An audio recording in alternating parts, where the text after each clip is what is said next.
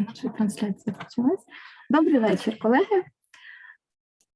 Добрий вечір, колеги. Мене звати Олена Жупанова, я проєктна менеджерка ГО «Смарт, освіта». Сьогодні у нас 16 грудня, і з нами сьогодні Джоанна Ангелідіс, канадська експертка з інклюзії. Сьогодні ми проводимо цей воркшоп, незважаючи на те, що вранці ми мали масовану атаку на українську енергосистему, але ми вирішили, що ніякі масовані атаки не мають ламати наші плани. Ми будемо проводити цей воркшоп у будь-якому випадку. Тому дякую всім, хто приєднався. Ви можете ставити свої запитання в чаті, і ми розпочинаємо. Okay, let's go. Wonderful, thank you. So thank you for the opportunity to share information about inclusion and universal instructional design approaches. So I'm very, very honored to have this chance to share this information with you. I'm just going to ask, should I be pausing between for you to translate? Yeah, okay. It would be nice, yeah. Mm-hmm. Okay, and then can you let me know what's a reasonable amount of talking from me?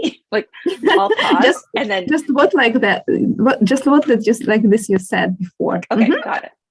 Okay. I will translate, right? Отже, Джоанна сьогодні приєднується до нас і дуже дякую за можливість проводити для нас цей воркшоп стосовно інклюзивності в освіті. Okay, thank you.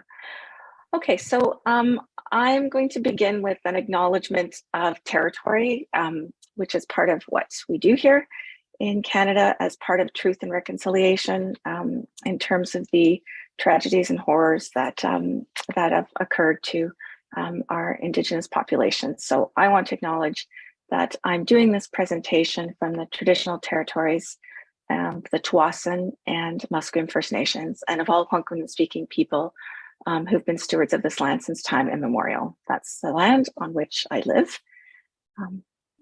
Жанна розповідає, що вона буде сьогодні проводити цю презентацію з Канади, і це вона називає назву своєї землі, де вона проживає. Це Британська Колумбія. Great, thank you. And I'm going to share my screen. Yeah, you can share your screen. Okay, and let me just do this.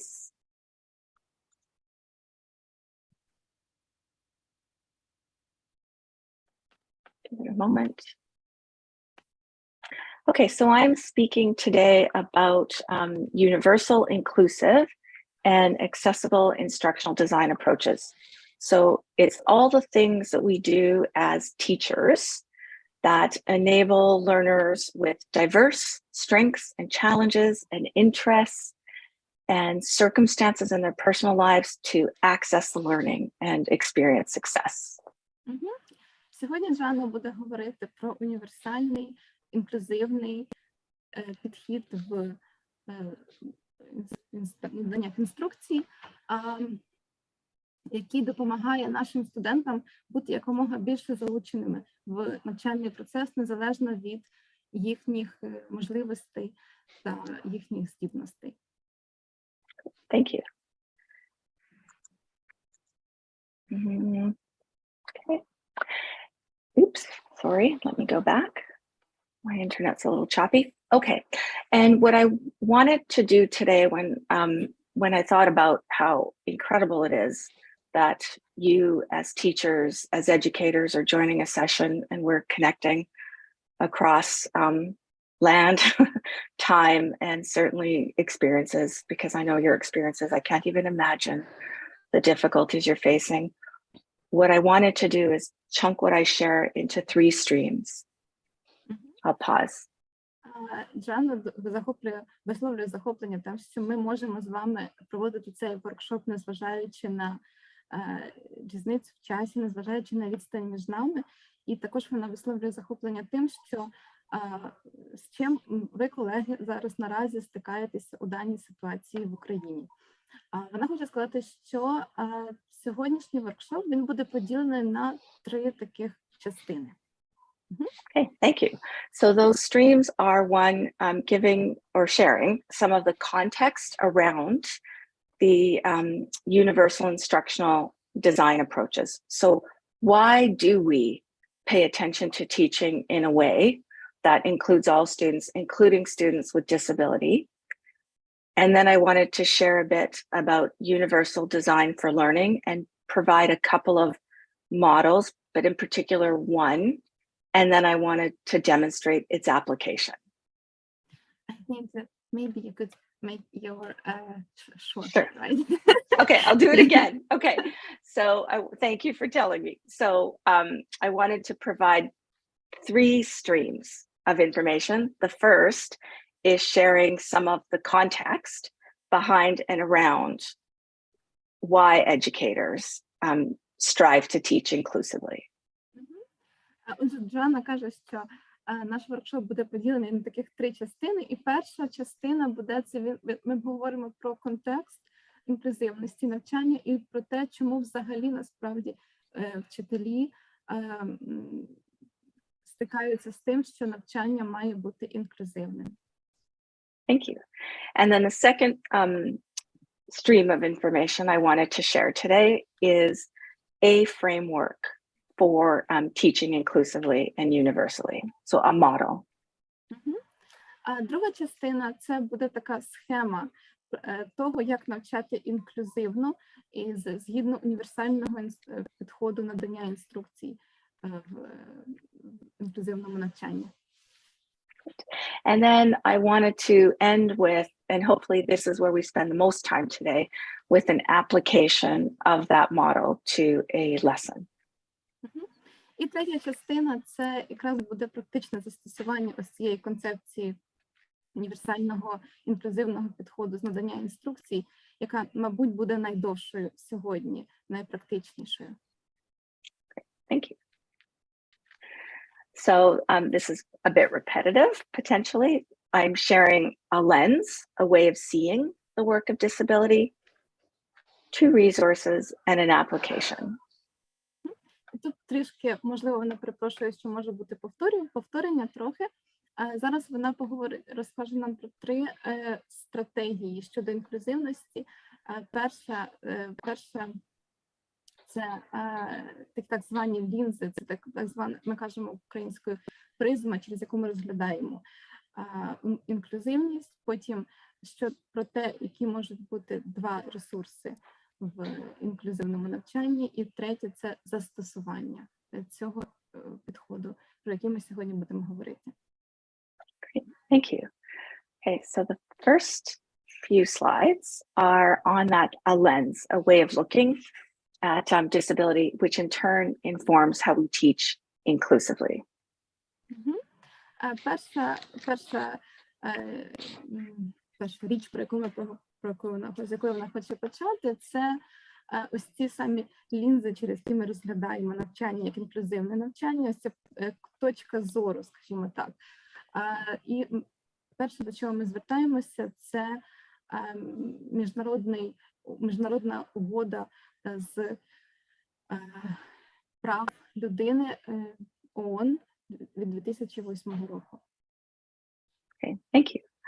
Okay, so we have in various parts of the world and personally and in different cultures and in different times, we have different definitions of what it means to have a disability or what it means to be included in things like education. Різні країни, різні нації, різні культури, вони насправді можуть мати різне трактування того, що є інклюзивність і що є рівний доступ до навчання.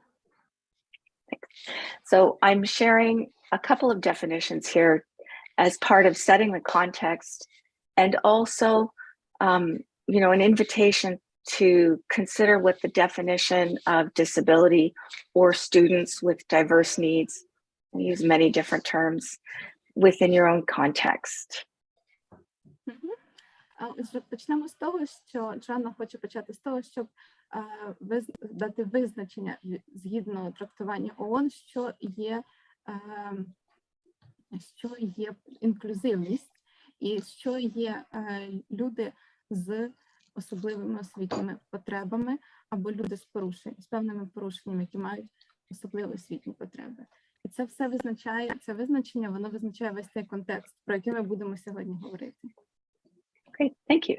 Okay, so this slide is the United Nations definition of disability. So should I read it or have you translated it? I can translate. Okay. Отже, це те визначення особливих освітніх потреб або людей з такими потребами, або людей з інвалідністю, так, яке дає нам ООН. Що люди з інвалідністю – це люди, які мають довготривалі фізичні, ментальні, інтелектуальні порушення або порушення сенсорних систем, і які під час взаємодії з іншими переживають певні бар'єри, які можуть стикаються з певними бар'єрами, які можуть порушувати їхню повну і ефективну взаємодію з іншими людьми в суспільстві на одному рівні. Okay, thank you.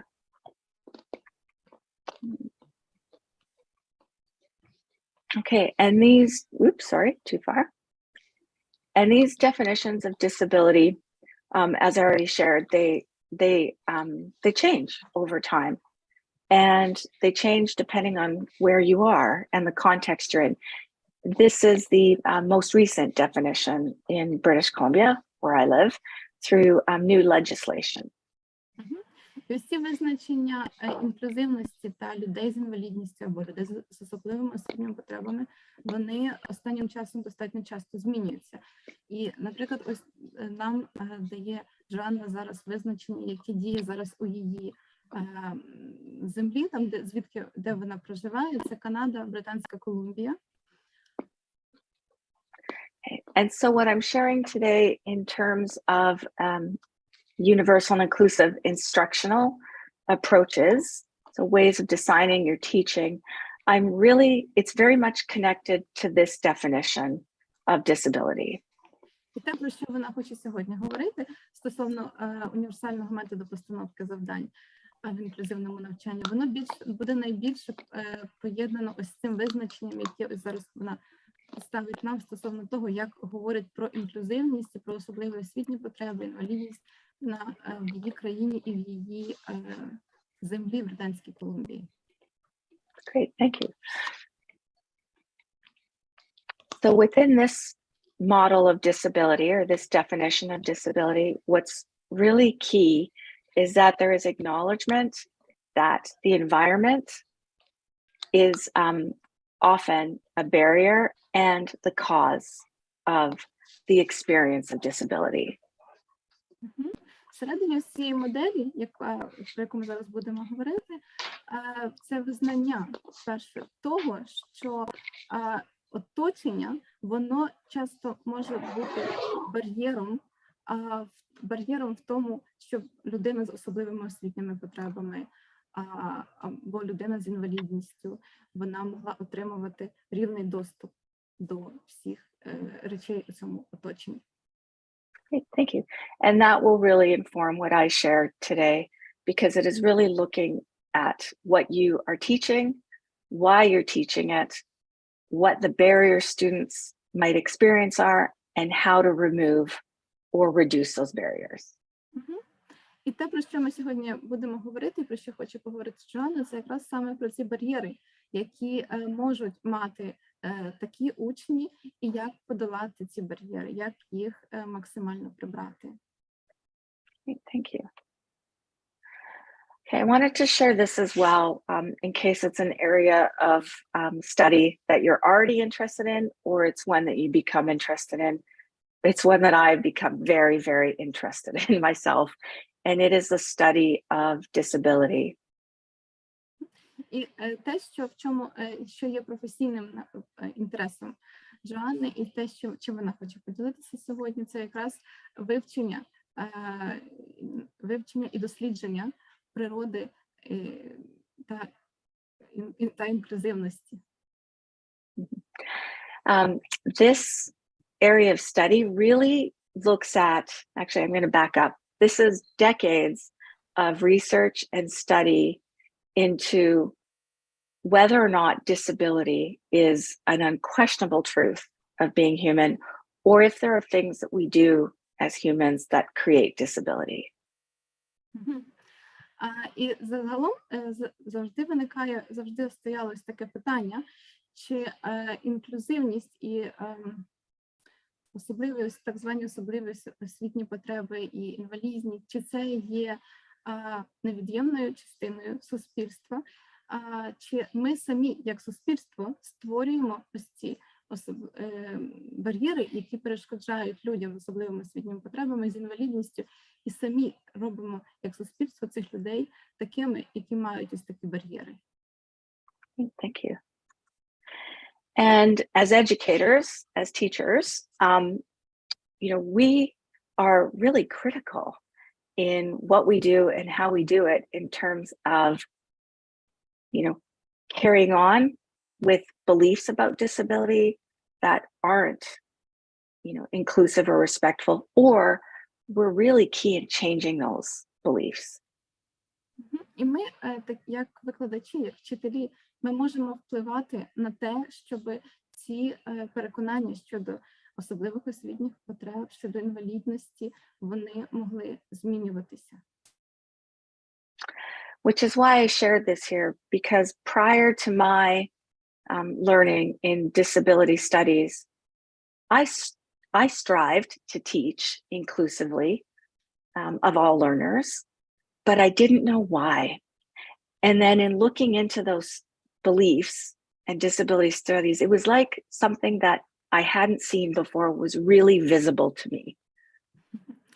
І чому я хочу з вами зараз цим всім поділитися, те, про що я кажу, це тому, що в моєму професійному досвіді було багато перешкод і багато речей, які мені довелося долати, і з якими довелося боротися в процесі інклюзивного навчання. І коли я вже з погляду назад дивлюсь на це все, то я бачу, що були речі, які, можливо, я раніше не помічала. Thank you. So I was able to see that some of the structures, some of the laws, some of the policies or procedures in a school were rooted in certain beliefs about disability. І те, що я зрозуміла, що певні інструкції, певні положення, певні законодавчі акти щодо дітей, певні процедури щодо дітей, щодо учнів з особливими освітніми потребами. I'm sorry, could you repeat once again the second part? Sure, I'll try. Okay, so I was able to see, and actually I'll read off the slides too. I was able to see that certain laws or certain things that we did in schools or in school districts were really embedded within a belief about disability that isn't necessarily true. So I was able to see that when before I couldn't. I just assumed it was true. Okay, however you translate that. Отже, те, про що каже Джоанна, я перепрошую, оскільки мені доводиться працювати зараз без світла і з поганим зв'язком, але я стараюся. Отже, тому можу трохи збиватися. Отже, що каже Джоанна, що коли вона працювала, багато виявилося згодом, після того, як вона вже працювала певний час, багато виявилося, що багато переконань, на яких засновані різні процедури, законодавчі акти, інструкції щодо того, як працювати з такими учнями, вони базувались на неправильних і неправдивих уявленнях про інвалідність і про особливі освітні потреби. Great, thank you. Let's go to the next one. So with disability studies, the focus or the key idea is that the problem of disability is moved away from focusing on the person and seeing it as just something that the person is dealing with, to looking at society and how does society disable someone. It's a social pathology. І останнім часом про те, що відбувається у цій сфері, це те, що фокус змістився із самої людини, самого учня, який може мати особливі освітні потреби або інвалідність, на те, що ось ці інклюзивність і рівний доступ до освіти, і надання цього доступу – це є соціальною проблемою. Це проблема і справа всього суспільства, а не тільки цієї людини, яка має такі свої певні особливі освітні потреби. Great. And we as educators, in everything we do, are part of shifting this focus from a personal problem that the child or the family deals with to, building societies and this next generation that will be more inclusive of the diversity of humans.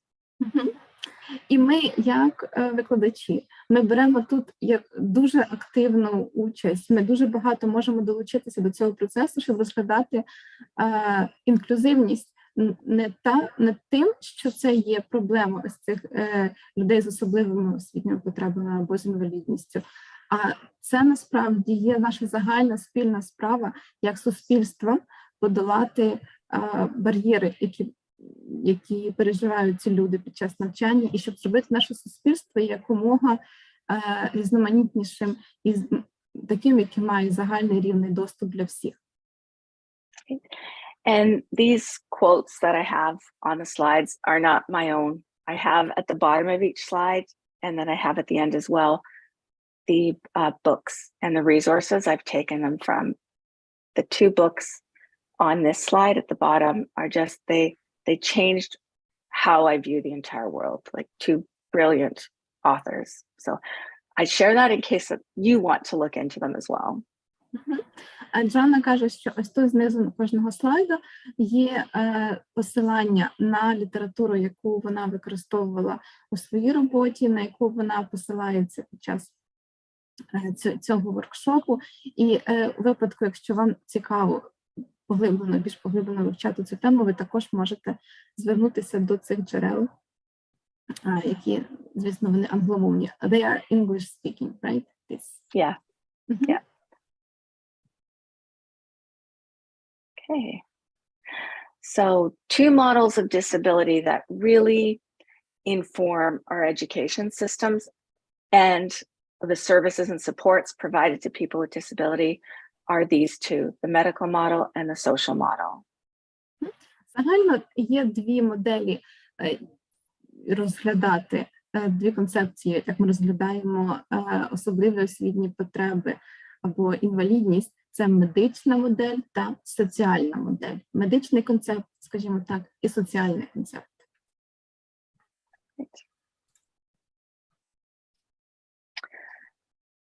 Oops, too far. Okay, a little bit of history. So during the 20th century, the medical model really informed what we did in the Western countries in terms of disability services and supports. Якщо почати від початку ХХ століття, то медичний концепт, медична точка зору, медичний погляд на інвалідність і на особливі освітні потреби, вона була превалюючою у нас у західних країнах. So disability was really seen as a medical problem, a failing of the body or the mind, and something that required rehabilitation. І люди з інвалідністю, люди з особливими освітніми потребами, вони розглядалися як такі, які є такі, що мають медичні проблеми, і такі, що потребують медичного лікування і реабілітації. And it's through the 20th century that we saw the expansion of, the disability industry. So diagnostic tools, disability professionals, teachers specialized in providing special education, as the term was. І що ми побачили з вами всі у 20 столітті, що відбувалось, що ось ця так звана індустрія, яка може працювати і яка може долучатися до роботи з людьми, з дітьми, з людьми з особливими освітніми потребами, з інвалідністю, вона почала дуже бурхливо розвиватися. І ми бачимо, що є багато людей, спеціалістів, які працюють з такими людьми. Багато є діагностичних методів, яких раніше не було. Okay, thank you. And the focus of disability services was on mitigating or reducing the economic, the social, and the personal problems associated with disability.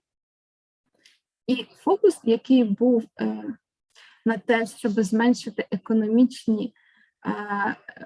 економічні впливи від того, що в суспільстві є люди з інвалідністю і люди з особливими освітніми потребами, він змістився. And although I'm going to focus on instructional strategies that really connect to the social model of disability, I want to say there is good and value in some of these approaches that I just talked about. There's some good in the medical model. І незважаючи на те, що сьогодні я буду говорити і говорю про те, більше про соціальний концепт інклюзивності, все ж не можна відкидати, що медичний концепт, він абсолютно негативний, він також має свої позитивні сторони. I have a friend who has autism or is autistic, and she shares with me that we need the medical model to inform, but the problem is when this approach to disability goes too far, because we also need the critical eye to society and moving forward the changes and moving forward greater inclusion so that we can. I'm going to start over, okay, because I'm trying to make it clear so you can translate it. So actually, I'm going to go to the next slide. Okay, so there's the medical model where disability is the result of a disease, a failing or defective body, or poor healthcare habits. Ось перед нами зараз медичний концепт, з точки зору якого може розглядатися інклюзивність і інвалідність. І що тут у нас з вами є? Що інвалідність – це є результат хвороби, або якихось порушень, або фізичних недоліків, або поганих шкідливих звичок, які спричиняють саму цю інвалідність. Thank you. So what I just described about the main focus of the past 120 years, it really is rooted in the medical model. І якщо ми описуємо ось інвалідність ось цієї точки зору, то це щось таке, що є якимось негативним, так, або то це саме те, як описує інвалідність медична модель, медичний концепт. The social model is the main focus of what I'm sharing today.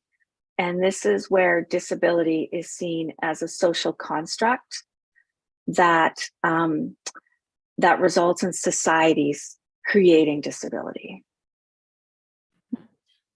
На противагу медичному концепту, соціальний концепт інвалідності або особливих освітніх потреб, він розглядається як соціальний конструкт, який встановлено самим суспільством, яке визначає саме суспільство, що ось це є інвалідність, ось це є особливі освітні потреби. So as educators, we really play a role in looking at our classrooms and our lessons, whether they're online or in person, and looking at how is the structure of the classroom excluding some learners and or amplifying the disability. І ми, як вчителі, як педагоги, ми завжди дивимося на наш клас з цієї точки зору, чи є наше навчальне середовище таким, що включає або виключає певних учнів з усього цього середовища, з усього процесу. Great, thank you. And what I was trying to share before, and then I paused, is that here in the province where I live, sometimes we are very critical of the medical model. Mm-hmm. And what I wanted to share is that some aspects of the medical model have value in that they inform what services someone may need or want. Mm-hmm. І незважаючи на те, що наразі ми тут у Британській Колумбії, в Канаді, ми достатньо критично ставимося до медичного концепту розгляду інклюзивності, інвалідності, особливих освітніх потреб. Але також я маю визнати, що медичний концепт, він допомагає нам інформувати про те, що насправді є інвалідність і що робити, як найкраще бути з людьми з інвалідністю. Thank you. So then, if you now go back and look at the United Nations definition of disability, you can see both models in there. The medical model, where someone has a long-term physical, mental, intellectual, or impairment, and the social model, because it's the interactions with the environment. Mm-hmm. І якщо ми тепер повернемося до визначення інвалідності, особливих освітніх потреб, які нам дає ООН, так, то ми побачимо, що це визначення, це трактування, воно дає нам поєднання цих двох концептів, як медичного, так і соціального. And the same is, too far. The same is true for the provincial legislation in BC. І те ж саме ми можемо бачити і в тому, як у Джоанни в провінції, де вона живе, в Британській Колумбії, те ж саме це поєднання і медичного погляду на інвалідність, і соціального. And I'm so curious about the legislation where you live and where you teach. Right? Is it bridging those two models? Is there another model in there? Curiosities I have of you and your experiences. Unfortunately, I cannot answer this question. I'm not an expert in that. Але Джоанна каже, що їй цікаво, як щодо законодавства України і те, чим ми керуємося в нашій роботі як педагоги, як ми розглядаємо, як наше законодавство розглядає інвалідність, чи з медичної точки зору, чи з соціальної, чи може це є поєднанням, так само як в канадському законодавстві. Thank you. Okay, and just one more definition before I share the instructional strategy. And that is, I wanted to share ableism. I'll let you translate. Could you explain could you give me Sure. Okay, perfect. Yeah, mm-hmm. Thank you. Okay, so just another definition to share before I describe the instructional strategy, and that is ableism. Because sometimes ableism is with us, it's around us, it's informing how people are speaking and thinking, but we don't know it's there. Це те, про що ми зараз будемо говорити, це є здатність або можливість людей бути включеними і говорити про те, про що ми сьогодні будемо говорити. Це ось ця здатність людей бути включеними у суспільство. Thank you. So ableism is the discrimination of and social prejudice against people with disabilities. It is this belief, and sometimes we don't know that we're acting on this belief, the belief that typical abilities are the norm and superior.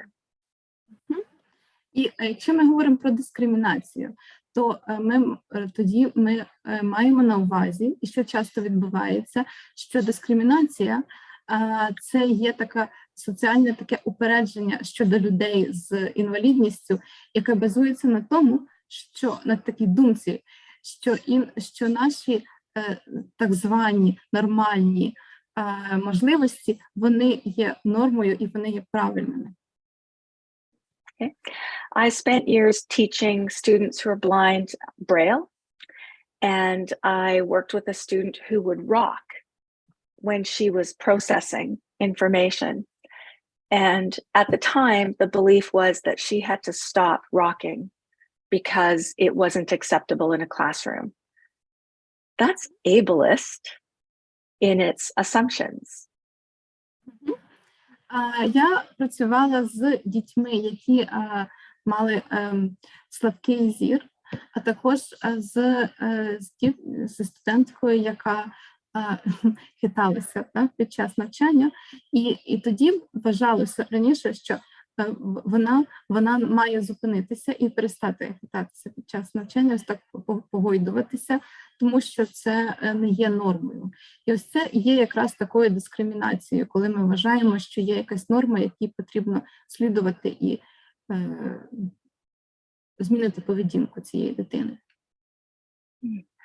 And in working with the student, I began to see, because she told me that there is a way to look at the classroom so that all of the students are able to be themselves and process in the way that they need to process. So she needed to be aware that people were uncomfortable with her rocking, but they also needed to be aware that they were uncomfortable and to learn not to be.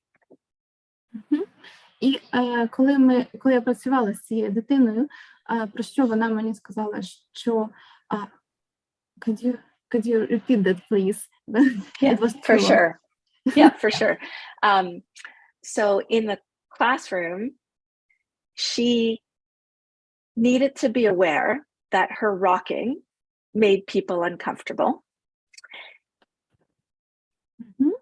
І в класі ця дівчинка, вона мала,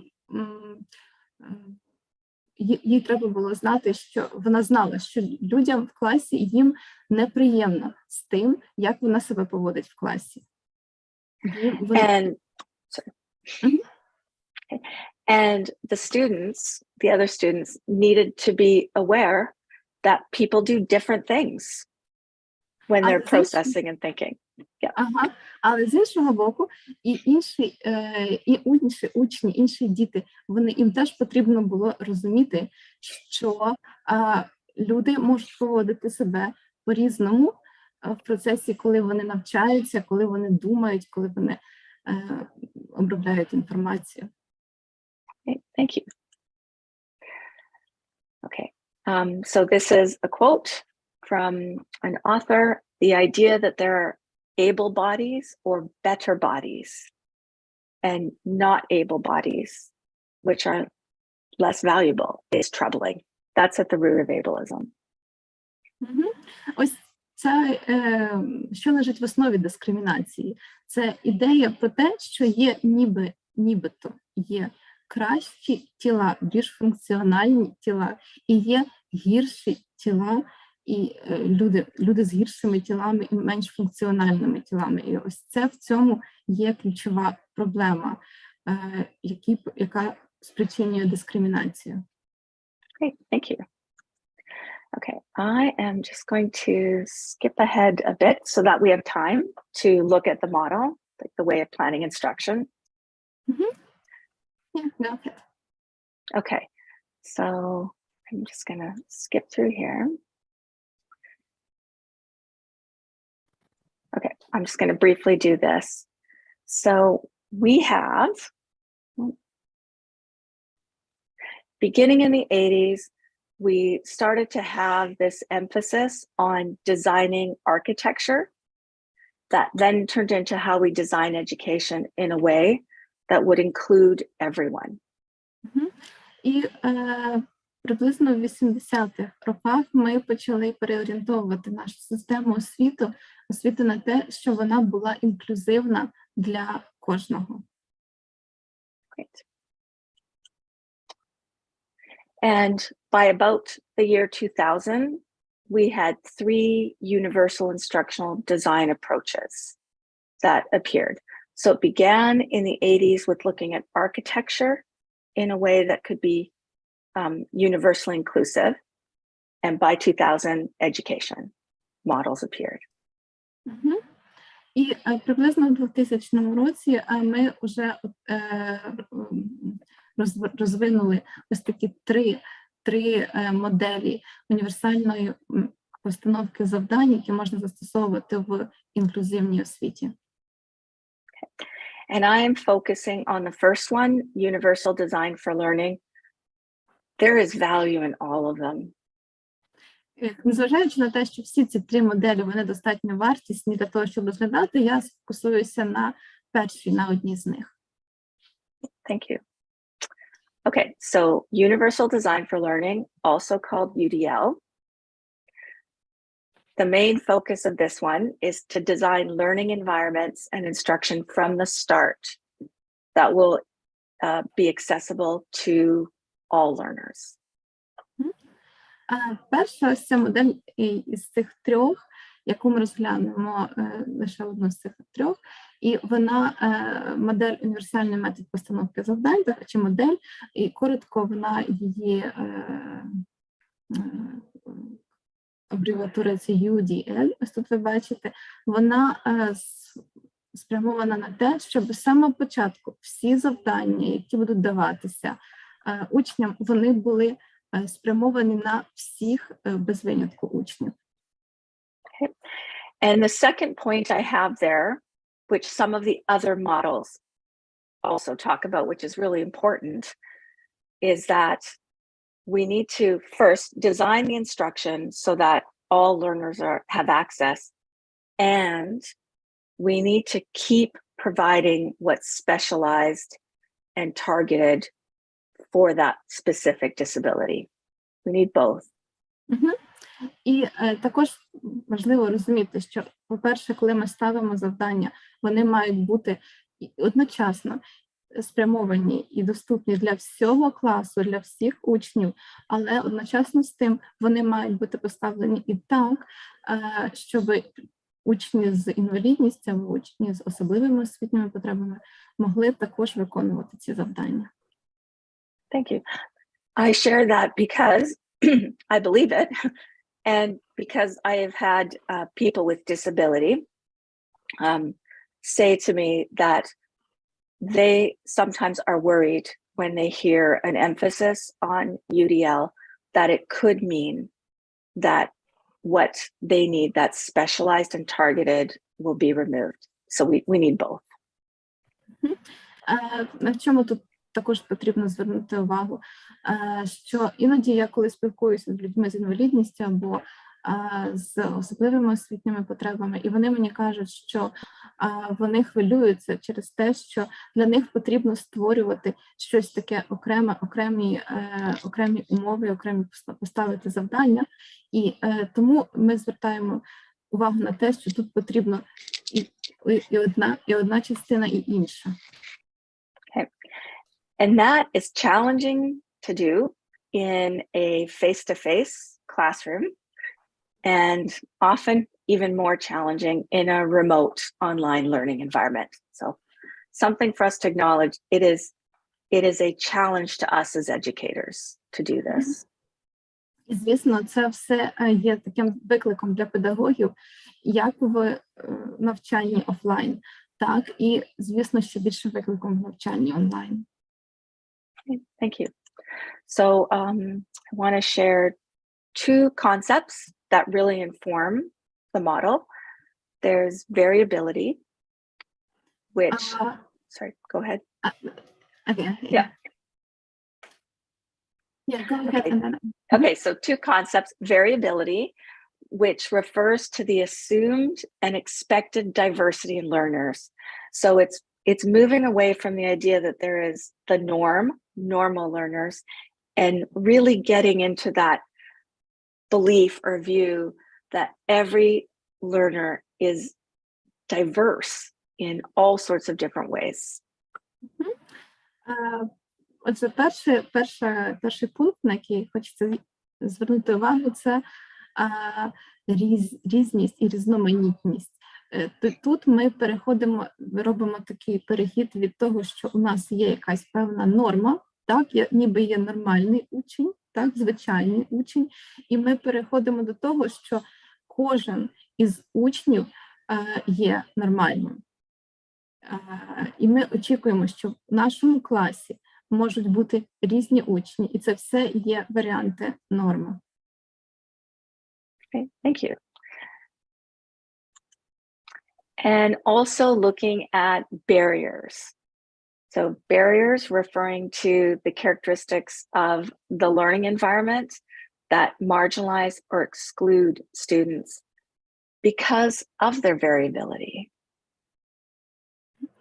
І друга частина цього концепту – це так звані бар'єри або перешкоди. Це те, що перешкоджає усім учням бути однаково включеними в процес навчання через те, що вони можуть відрізнятися один від одного.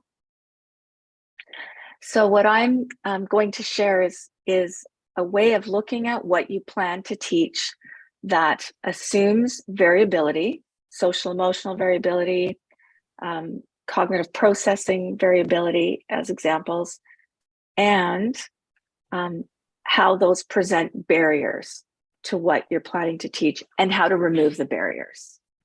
І те, що я хочу сказати, що важливо тут є, це те, коли ви плануєте своє навчання, плануєте свої уроки, то ви маєте враховувати, що є різноманітність, є різність у ваших учнів. Це може бути когнітивна різність, емоційна різність і так далі, інтелектуальна різність і різноманітність. І ви маєте враховувати бар'єри, ці перешкоди, які можуть перешкоджати вашим учням з різними можливостями бути включеними повністю в навчальний процес. Thank you. Okay, I'm not going to talk about this website or show you this website, but if you have the slides, it links right to the website, or you can just look it up yourselves. It is in English, but I suspect it's translated because it is, or you can, because it is an international standard for how you can design in a way that's universally inclusive of all learners. Mm-hmm. And where's the site? It's there, Castwork, right? Yeah, yes. Mm-hmm. Ось на цьому сайті, там де посилання нижче, ви можете побачити, ви можете перейти на цей сайт, ви можете скористатися перекладачем, якщо ви не володієте англійською, можете скористатися перекладачем в своєму браузері, перекладати сайт. І ось на цьому сайті Джоанна каже, що вона не буде зараз в нього переходити, але вона хоче зазначити, що ось на цьому сайті якраз викладено всі основи щодо універсального методу постановки завдань в інклюзивній освіті. Great, thank you. So this is the main point from that resource, from that website, and it is so rich. There's so much on there, videos, strategies. There's so much on there that sometimes I know people have felt overwhelmed by what's there, and so I would say you don't need to know it all. Just go slow, and I've shared 3 key points here. I'll stop. На тому ресурсі, який ми раніше згадували, це cast.org, на ньому Джоанна каже, є дуже багато рекомендацій, є дуже багато відео, є дуже багато різних речей, які допоможуть побудувати інклюзивне навчання, але вона часто каже колегам своїм, що якщо ви приходите на цей сайт, і вам здається, що там дуже занадто багато вже всього, то ви не мусите використовувати усе, що там є, що пропонується. І ось вона нам пропонує сьогодні ось основні ключові пункти, які ви можете використовувати самі на своїх заняттях, які представлені там на цьому ресурсі. Thank you. And the guidelines include these 3 key points where an educator, a teacher, would be looking at engagement and providing multiple means for students to engage, including multiple means to recruit interest, to sustain effort, and for students to self-regulate? По-перше, що може робити викладач, це забезпечити залученість, забезпечити різні способи залученості і підвищення зацікавленості учнів тим, що відбувається на занятті і як встановлюються завдання на занятті. Oops, sorry. Let me go back. Yeah. Okay. And then it also includes multiple means of representation. So providing multiple means for students to access the information. Також це включає в себе репрезентацію, тобто забезпечення різноманітних засобів презентації матеріалу, які можуть підходити різним учням. And then the last one is multiple means for students to work with what they're learning and to represent it and for you to see and assess it. І третя частина – це забезпечення для учням різних способів вираження своєї думки і те, як вони діють. Це можуть бути фізичні дії, це можуть бути різноманітні способи комунікації, які доступні для ваших учнів. Okay. And that model again is very deep and there's lots to it, but I'm going to leave that for now. It's on their website. It's truly valuable for an educator that has the time to really dig into it. Джоанна знову рекомендує дослідити цей ресурс, і він дає дуже багато рекомендацій для викладачів, як можна звучати, як можна робити навчання своє якомога більш інклюзивнішим і мати всіх учнів залученими. Thank you. Okay, so this is the strategy that I wanted to share. This is a way of taking everything or some of what's in that UDL model and applying it to your own thinking and planning as a teacher. Ось тут у нас відображено, ми бачимо з вами стратегію і певні кроки щодо цього методу універсальної постановки завдань, і те, про що ми маємо враховувати як педагоги, коли ми плануємо своє навчання, свої уроки. Wonderful. Okay, so it's a way of thinking and planning inclusively, and sometimes as teachers, we may think that we need to do all of this right away or all the time. And I would say, if you think this way and you change one or two things, then that's something to celebrate, because already you will have made your teaching more inclusive of all learners. So you don't have to do it all. Варто зазначити, що не потрібно одразу кидатися застосовувати усе це, що тут пропонується, тому що Джоанна каже, що часто вона каже колегам, що навіть коли ви застосовуєте лише деякі речі, звідси ви вже починаєте думати більш інклюзивно, і це вже добре, ви вже рухаєтеся в цьому напрямку. Great. Okay, so the first thing you would do is you would think about your learners and what do you know about them? Who are they? What are they interested in? What are the challenges some of them face? Перший пункт, про який тут ми говоримо, це те, що ми думаємо про наших учнів. Коли ви плануєте заняття, ви думаєте про своїх учнів і ви думаєте про те, що ви знаєте про своїх учнів, хто вони, чим вони цікавляться, з якими викликами вони стикаються, і які їхні сильні сторони. Okay, and then the second thing you would do is think about what are your goals? What do you want your learners to come away from? And I'm going to apply this in a moment, so I'll flesh it out. But the second one is goals. Друга частина, це другий пункт, це наші цілі. Про них ми поговоримо ще трохи пізніше.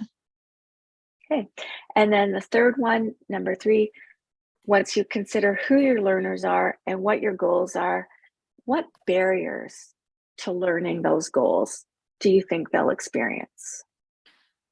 Пункт 3 – це про те, що ви, коли ви плануєте свої уроки, ви думаєте, з якими перешкодами стикатимуться ваші учні під час навчального процесу. Thank you. And then you move on to number 4 and you start thinking about, okay, what can you put in place in your lesson or in your learning environment that will mitigate or remove some of those barriers? Четвертий пункт – це доступність. Ви думаєте і плануєте своє навчання таким чином, щоб плануєте, що можна зробити для того, щоб якимось чином прибрати ці бар'єри, які можуть мати ваші учні під час навчання. Great, thank you. And then you move on to number 5, which is where you start looking at how can you design your lesson or the learning environment so that those barriers are removed and you're incorporating some of those ideas you have about access. І пункт 5 – це коли ви вже впроваджуєте якісь підходи, якісь стратегії для того, щоб прибрати ці бар'єри і збільшити доступ ваших учнів до навчального процесу. Great. And then number 6, you teach it, you review it, and you revise it so that the next time you do it, it's more inclusive, more accessible. І останній, 6-й пункт – це коли ви проводите урок, ви аналізуєте те, що в ньому вдалося, і, можливо, те, що потрібно змінити наступного разу, щоб його покращити. And that one's key because as teachers, we are often so hard on ourselves when something isn't as accessible or as inclusive as we want it to be. So sometimes just those little increments as you go through the cycle every time you teach is wonderful and to be celebrated. І також зверніть увагу на те, що ми, як педагоги, ми можемо бути занадто критичними до себе. Тому і хочемо, щоб все було максимально інклюзивно і все нам вдалося. Тому думайте про те, що кожного разу, коли ви плануєте своє навчання, ви проходите цей цикл, і кожного разу ви можете наступного разу покращувати і робити свої уроки більш інклюзивними. Thank you. Okay, now I'm going to apply it to a lesson. Is it okay if we go 5 minutes over? Yeah. Yeah, okay. So this is a lesson that a colleague and a friend of mine, David Barnum, did, I think, a few weeks ago online. He did the lesson of a marble run. And so he and I were talking, and I asked him, can you share that lesson with me? And then I'll apply this model to it. Це зараз у нас буде завдання, яке я презентував на нашому іншому воркшопі. Девід Барнум, колега Джоанни і ще один викладач з Канади, який проводив воркшоп у нас раніше. Це були перегони з кульками, і Джоанна попросила його надати їй це відео, це опис цієї активності, цієї вправи, щоб вона могла показати на прикладі, як до цієї вправи можна застосувати ось цю модель універсальної методу постановки завдань. Okay, thank you. So this lesson was teaching force and motion, big ideas, concepts. Це завдання, воно передбачає, що діти будуть знайомитися з допомогою цих перегонів кульок, будуть знайомитися з поняттями сили та руху. And the key concepts, this was grade 4 to grade 7, and the key concepts are energy comes in a variety of forms that can be transferred from one object to another. Forces influence the motion of an object, and Newton's 3 laws of motion describe the relationship between force and motion. І ключові концепти цього завдання, яке виконується в середній школі, вони були такі, що під час цієї вправи діти дізнаються з практичного заняття на практиці, що енергія існує в різних формах, які можуть переходити з однієї форми, і може переходити з однієї форми в іншу. Сила впливає на рух об'єктів різними способами, а також про те, що 3 закони Ньютона, вони описують рух та взаємовідносини, зв'язок між рухом та силою. Okay, I'm going to see if I can play the video. This is the marble run.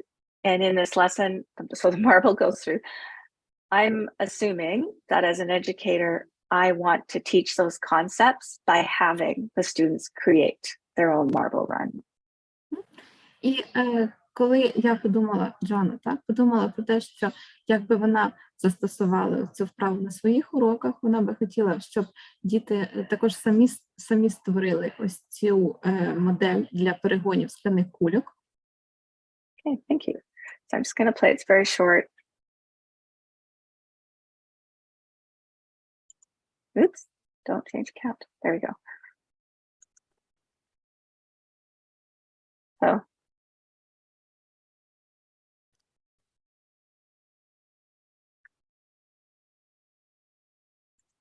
oops. Okay, so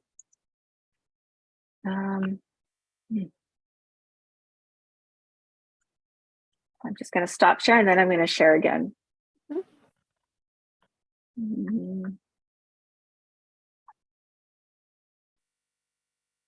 There you go. Okay. Huh. Okay, just one moment. It's loading again. There we go. Завантажується. Зараз завантажується ще раз наша презентація. There you go. Okay. So that's what I'm teaching to these grade 4 to grade 7 students. And not all at once, but it would fit for that. And I'm going to apply that way of thinking to that lesson. And this could be applied to every lesson, including adults. I'm actually thinking this way now that I'm doing this with you, that I'm thinking, oh, I could have done this, I could have done this, I could have done this, right? It's just a way of being as an educator. І ось це зараз ми будемо говорити про те, як взяти ось цю вправу і застосувати її до неї ось цей універсальний метод постановки завдань. І найперше це ось те, що ми обдумаємо, коли ми плануємо цю вправу, обдумаємо про те, як це все буде відбуватися. Okay, so the first question, the learners, I would take time to reflect on these questions before or as I start designing the instruction. And I would acknowledge that, especially in an online environment, you know, with the circumstances that you are experiencing, you may not always know a lot about your learners. If you're in a class with them, it's often easier, obviously. І, звісно, якщо в тій ситуації, які зараз знаходитеся ви, як викладачі, ви не так багато, мається на увазі дистанційне онлайн-навчання, ви можете не так багато мати змоги дізнатися щось про своїх учнів, якби це було в звичайному офлайн-режимі. Great, thank you. So, you know their age, you know where they are developmentally, you know they will have difficulty accessing resources, accessing adult support. They may be struggling social, emotionally. They may be struggling with crisis. So these are the things you have in your mind. Що ви знаєте про своїх учнів вже на початку? Ви знаєте їхній вік, ви знаєте їхній рівень розвитку, ви знаєте, з якими викликами їм доводиться мати справу, можливо, швидше за все, що вони мають певний стрес від того, що відбувається навколо. Ви знаєте також про те, які дорослі знаходяться з ними поруч і чи можуть вони якось їм допомогти. Thank you. Okay. That's what I have on this side. So now I'll just share some things that would come to my mind if I was preparing to teach this. Oh, cool. My electricity is back, you know. Yay! Okay, nice. І в мене світло повернулось до мене. Okay, so things that I would consider about my learners are, so I'm thinking about an online learning environment. Do some of them prefer to learn with video while others prefer print? Do some of them prefer to learn with dialogue with peers? Or do some prefer individual work? Do some experience challenges when reading? Do others experience challenges getting started and maintaining their attention? Are others disengaged and they just don't care about what I'm sharing with them?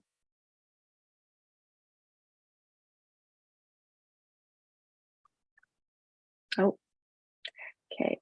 I think Elena froze, so we'll just give it a moment.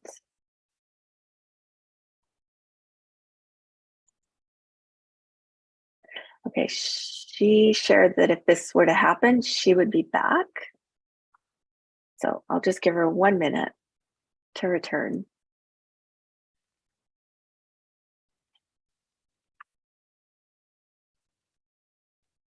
I'm sorry, I was disconnected, but now I'm back. Yay! Okay, good. I'm glad you're back. Okay, I had just shared this slide where I had said, when I think about the learners in this context, I might think, do some of them prefer to learn with video while others prefer print? Do some of them prefer dialogue with peers while others prefer individual? Do some of them experience challenges with reading while others experience difficulties getting started and maintaining their attention? Are others just disengaged and they don't care about it? Ви також можете дізнатися і подумати про те, що хтось із ваших учнів дає перевагу навчанню в комунікації з однокласниками, тоді як інші вони можуть надавати перевагу індивідуальній роботі.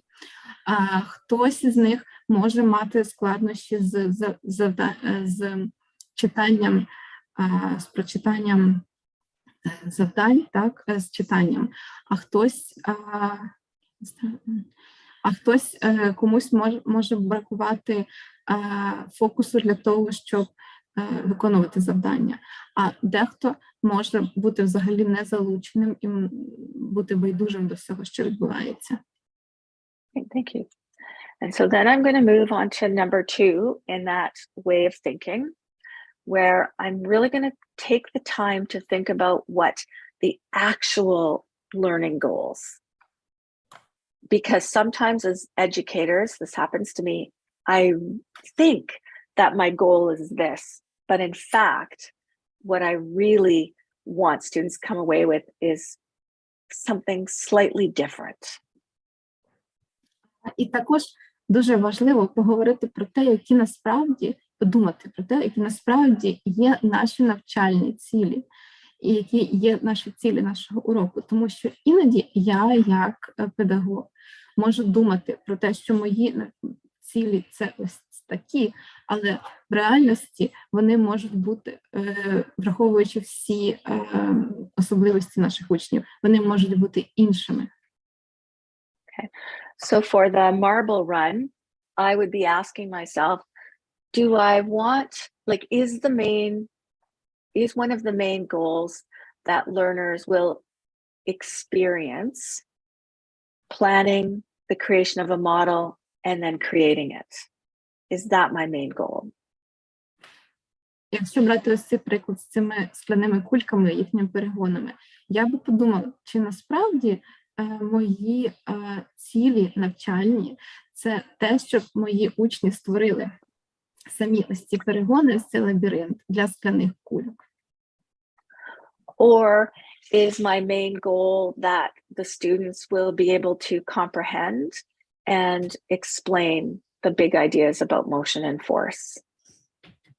Чи все ж таки моя навчальна ціль – це те, щоб мої учні змогли зрозуміти ось цю концепцію, яку пояснює ось цей рух скляних кульок, і щоб вони могли пояснити, що там відбувається?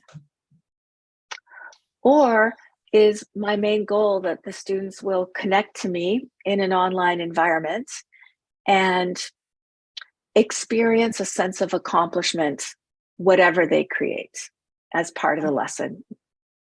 Або, можливо, моя ціль може бути в тому, щоб мої студенти, які, можливо, знаходяться на дистанційному офлайн-навчанні, вони змогли під'єднатися до цього уроку, і щоб вони могли пережити відчуття задоволення від того, що вони змогли завершити це завдання, виконати це завдання. So I think really being aware of what the goal is for you as the educator is very important because it will inform what you see as a barrier in number 3 and what you do to remove that barrier. Because you'll see that some things that you thought students had to do, they don't have to do. Іноді ми, як педагоги, ми можемо бачити вже наперед, які перешкоди, з якими перешкодами можуть стикатися наші учні під час виконання цих завдань. І, можливо, нам не потрібно вимагати від них робити щось, що насправді не так важливо зробити в цьому завданні. Thank you. Okay, so then I move to number 3, and now I'm thinking about what barriers will the students experience. So some of them will experience difficulty comprehending the concepts in an online environment, even with a video. Mm-hmm. Some of them will experience the learning outcomes as irrelevant, and so they won't engage. Отже, що може бути з нашими перешкодами, коли будуть учні виконувати ось це завдання? Можливо, дехто з наших учнів може не зрозуміти цю концепцію, яку ми представляємо в цьому завданні, і навіть якщо ми покажемо це відео, це буде їм незрозуміло. А можливо, хтось із наших учнів може подумати, що це те, чому ми хочемо навчити, воно є неважливим, і він не буде залученим і мотивованим. Чи вона? Thank you. Will some of them experience difficulty recalling or comprehending what was explained during the online session? Will others have difficulty accessing the materials required to create a model, if that's what I asked them to do? Will some of them not be able to create a model without adult guidance, even after participating in a session? Також може бути, що хтось із наших учнів може не зрозуміти те, що було пояснено на онлайн-сесії. Хтось із них може на онлайн-уроці, хтось із них може не мати всіх матеріалів для того, щоб створити модель. А також хтось із них не зможе виконати це завдання без допомоги дорослих. Okay. And now, as we move through the model, I've combined number 4 and number 5, where I'm looking at access, but some of these are universal, but I've just called them number 4. So I'm just going to go through and share, now that I have an idea of who my students are, now that I know what I want them to do, and the barriers, what are some ways I can remove those barriers? Отже, ми вже тепер, коли ми плануємо це завдання, так, з цими скляними кульками, ми вже подумали про те, хто наші учні, що ми про них знаємо, з якими перешкодами, з якими викликами вони можуть стикатися, і які можуть бути ці перешкоди, і як їх позбавитися. So as one example, if the barrier that I'm selecting here is difficulty comprehending the concepts in an online learning environment, even with a video. Okay, so that's the barrier the students are experiencing. What could I do? Якщо, наприклад, хтось з наших учнів не зрозуміє відео і не зможе подивитися відео, що тоді можна зробити? Great. So lots of strategies that I'll just put out here. I could provide a video prior to the synchronous session so the students can preview it. I could include... Можна надіслати, наприклад, що можна зробити в такому випадку? Можна надіслати відео перед тим, як буде відбуватися онлайн-урок, для того, щоб учні чи учень подивився його заздалегідь. I could include the script in the video as captions and in a separate document. And I might even highlight the important parts in that document, highlight keywords. Можна також створити розшифровку, так, текстовий варіант цього відео і навіть підкреслити там з допомогою маркера, можливо, найважливіші частини в цьому тексті. I could record the lessons so students can review it, like record it after if I haven't sent it out ahead of time. Я можу записати цей урок для того, щоб учень чи учениця могли потім його подивитися ще раз. I could provide written explanation of the concepts. I could provide diagrams. Я можу також забезпечити письмові пояснення цих концепцій, які ми повинні розглянути з допомогою цієї вправи, тобто пояснити письмово. А також можливо створити графічні діаграми цих концепцій. I could schedule one-to-one or small group online sessions. І я також можу призначити додаткові консультації один на один або консультації в маленьких групах. Okay. I'm just going to do one more and then I'll bring us to a close because I just want to share the model. So if the barrier is students are experiencing the learning outcomes as irrelevant and so they won't engage. Emotionally, cognitively, they're not in a place to engage. Якщо, наприклад, наші студенти вони мають такі проблеми емоційні або когнітивні, що вони не можуть бути залученими емоційно, і вони не мотивовані. So in that case, I as the teacher may decide that the main goal for me is that the students connect with me and engage with the content and have a feeling of accomplishment. Тоді в такому випадку я як вчитель чи вчителька, так, і розумію, що тут є моя найперша ціль, це те, яка виконується, це те, що діти зв'язалися зі мною там онлайн, прийшли на мій онлайн-урок, і те, що вони можуть отримати радість і задоволення від того, що вони виконали завдання. So then ways that I would look at moving through this barrier is I could provide choice in the way students engage with and represent their understandings of the concepts. So some questions I would ask myself is, do they have to create a model? Could they create a drawing or an animated video? І також тут я тоді думаю для себе, можливо, є інші способи, як студенти можуть виконати завдання і представити своє розуміння цих концепцій. Можливо, їм не потрібно створювати цю модель, яку ми бачили раніше на відео. Можливо, вони можуть намалювати. Може, вони можуть самі створити якусь анімацію, анімоване відео. Could they have a conversation with someone about the topic and record it and send it to me? If they don't have the ability to send and record it, could they write about it, following a guiding structure that I provide?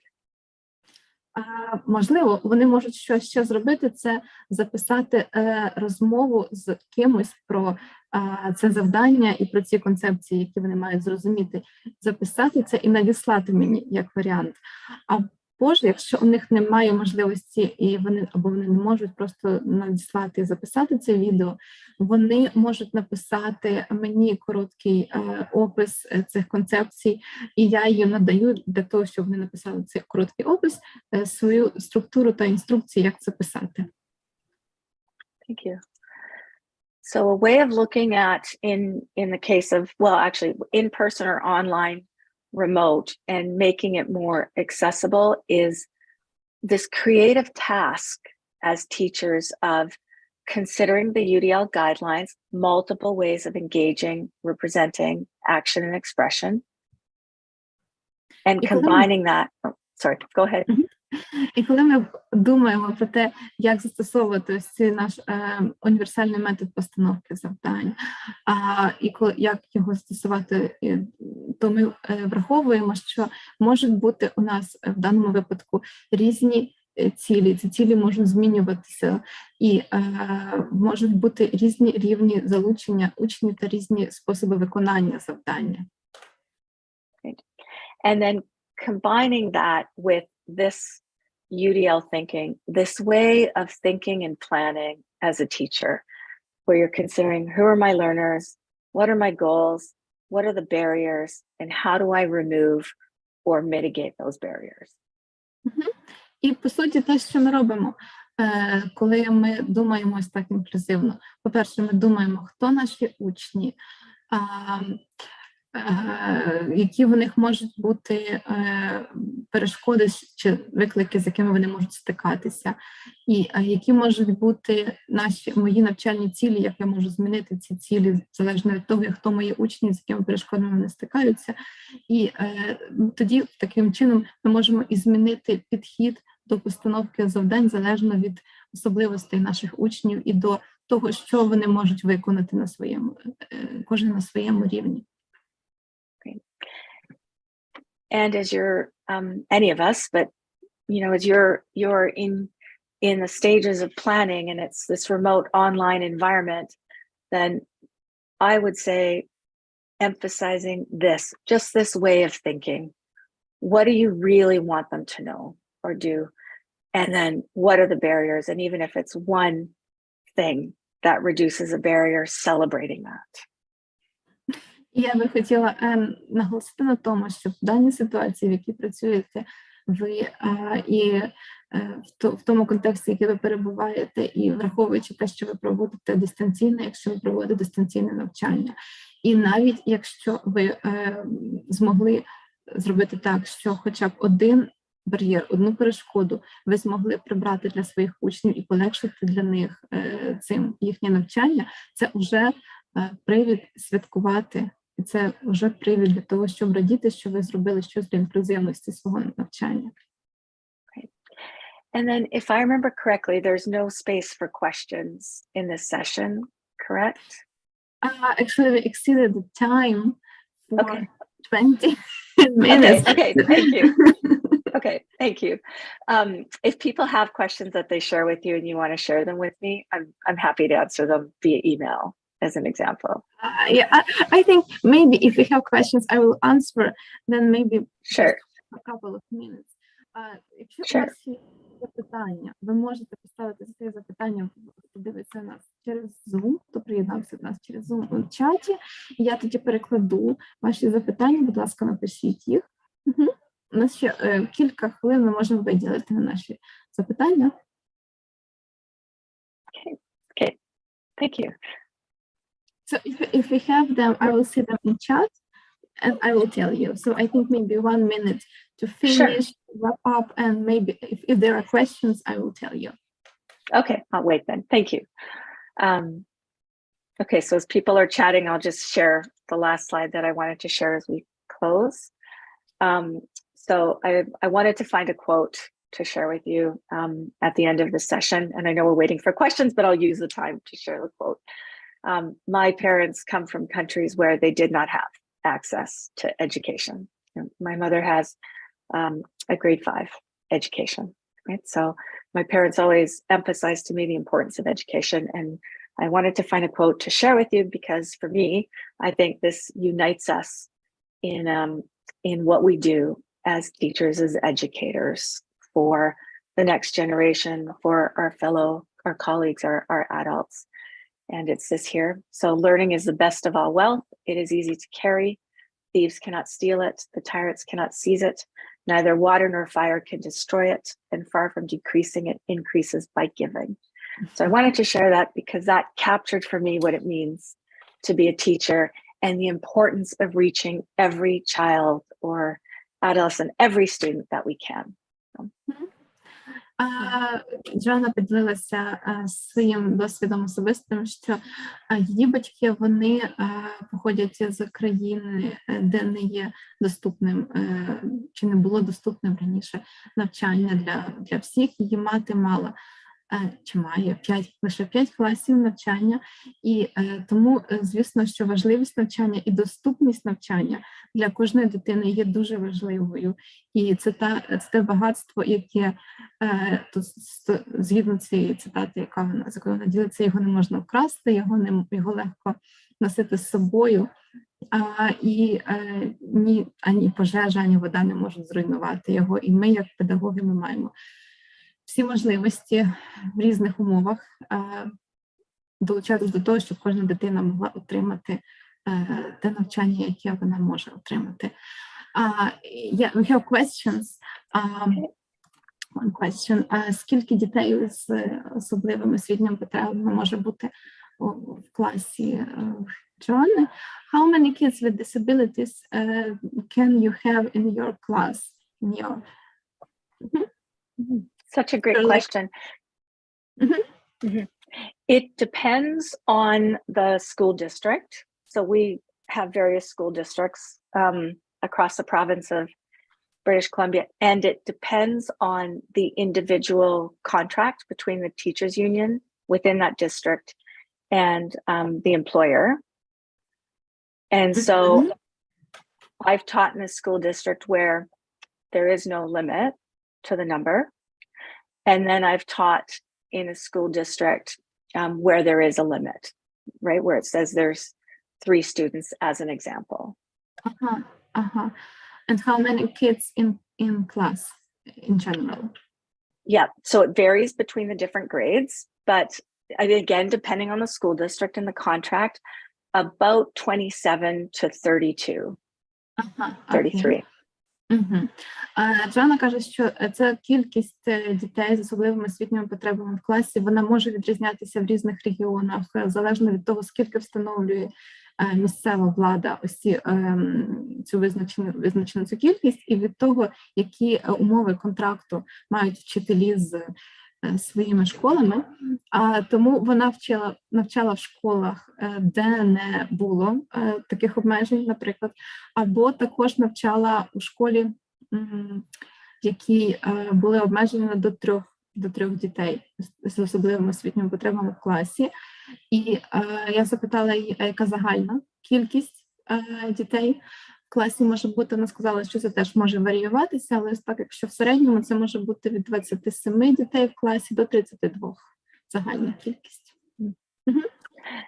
And can I add that? Thanks. And that's a really, like, that's a deep conversation, not for here, but maybe another time, where there's a history of having the number of students with disabilities limited in a classroom as a way of bringing in resources into, like, finances from the provincial government into a district. And so there's some good in that, but there's also some problems in that it has created this idea of the other student that can only be included up to a certain number, which is really uncomfortable and in many ways wrong, right? So there's this discomfort, 1000%, between those two perspectives. And I'm sure you can tell by the look on my face that I'm really not, I don't like that we limit certain students, and I'd like to have another way of having resources come in. Yeah, you know, we have the same issues, you know. I think these issues are really common things all over the world. Так, Джоанна каже, що звісно, що їй не дуже комфортна ось ця ідея обмеження кількості таких учнів з одного боку, але з іншого боку є обмежені ресурси щодо інших дітей в класі. Тому я сказала про те, що ми стикаємося з точно такими самими проблемами в Україні, з такими самими викликами. Аріна, ви хотіли щось сказати? Якщо ви хочете сказати ось так, ви можете теж це зробити.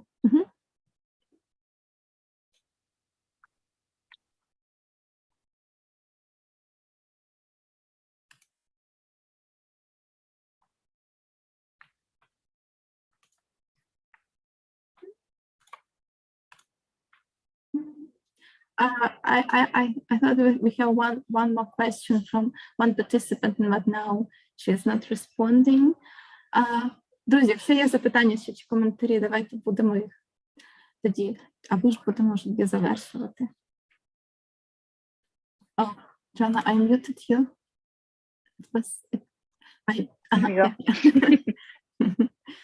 Okay, so thank you so much. Дякуємо дуже. In Ukraine we say thank you, say дякую. Wonderful. Okay. Дякую. I hope I said that right. So, yeah, it's good. Good. Okay. And thank you for this opportunity. I loved thinking about all of you and preparing this, and so thankful to be able to share and connect with my fellow teachers on something so important, including every student and helping all rise and better their lives through education. So thank you. Very, very appreciative. Так, дякую дуже за всім, хто брав участь в нашому воркшопі. Джоанна також дякує і каже, що це дуже неймовірне відчуття, що ми, як колеги, можемо зв'язуватися з допомогою технологій навіть через океан і обмінюватися власним досвідом один з одним. Thank you so much for sharing your experience and thank you for your time. We have a heart from one participant. Thank you. Thank you. Thank you. Goodbye. See you. Bye.